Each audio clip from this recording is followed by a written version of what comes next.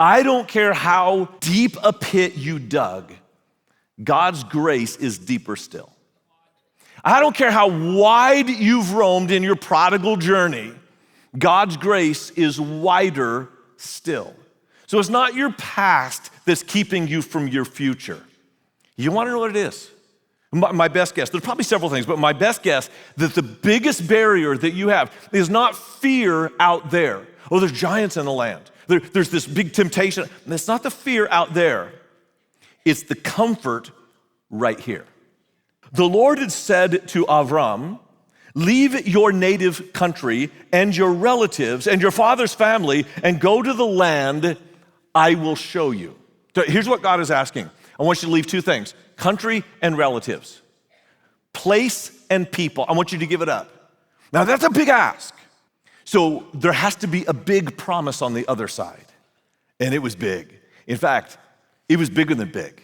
Verse 2, I will make you into a great nation.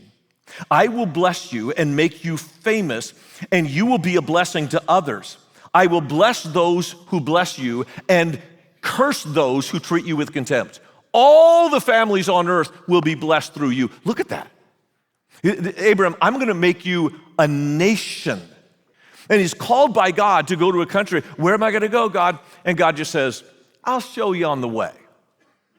Really?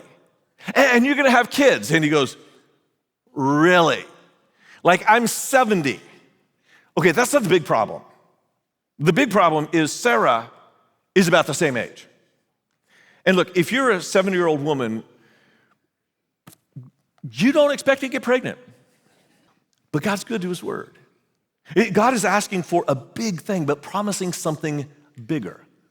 And that's true for you right now. If God is asking you to, he doesn't ask you to take a leap in the dark. He asks you to take a walk in the light. And if he's asking you to take a next step towards your faith journey, I promise you what's on the other side is bigger than you ever imagined.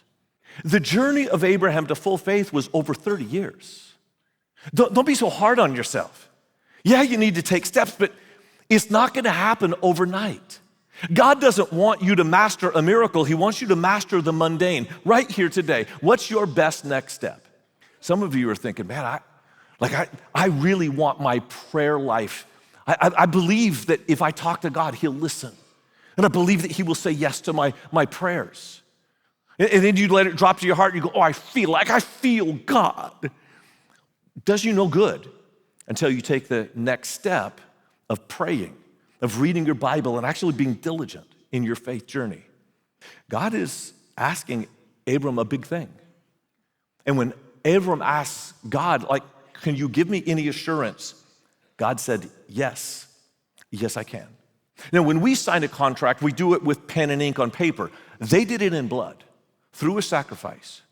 And what Abram is saying to God is, okay, I get it. I know what you're asking me. You're asking me, the Hebrew term is to cut a covenant. You cut them in half, and you walk through the halves of the animals that you cut, and that symbolically says, if I break this covenant, may it be to me as I have done to these animals.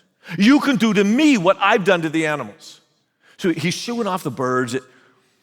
Darkness falls. It's dark. And Abram lays down to go to sleep. The birds are gone.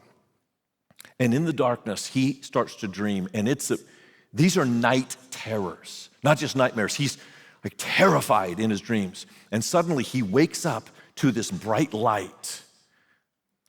And the light, it's the presence of God. The light passed between the halves of the animals. And Abram watches as God passes through the cut covenant. And God was saying to Abram, if you break this covenant, I will pay the price. May it be to me, if you break the covenant, may it happen to me as it has happened to these animals. And 2,000 years later, that is precisely what happened to Jesus Christ on the cross. See, we think that it's all about my faith. Like if I'm gonna get from where I am to where I want to be, I have to have faith. I have to be obedient. No, it's not about your faith, it's about God's faithfulness. All you have to believe is the faithfulness of God. And he has been faithful day by day and decade by decade. He's proven himself again and again and again. He is faithful to his own covenant. Faith is not a light switch that suddenly turns on. It's a muscle that you exercise and build over time to go from where you are to where God is calling you and promising you to be.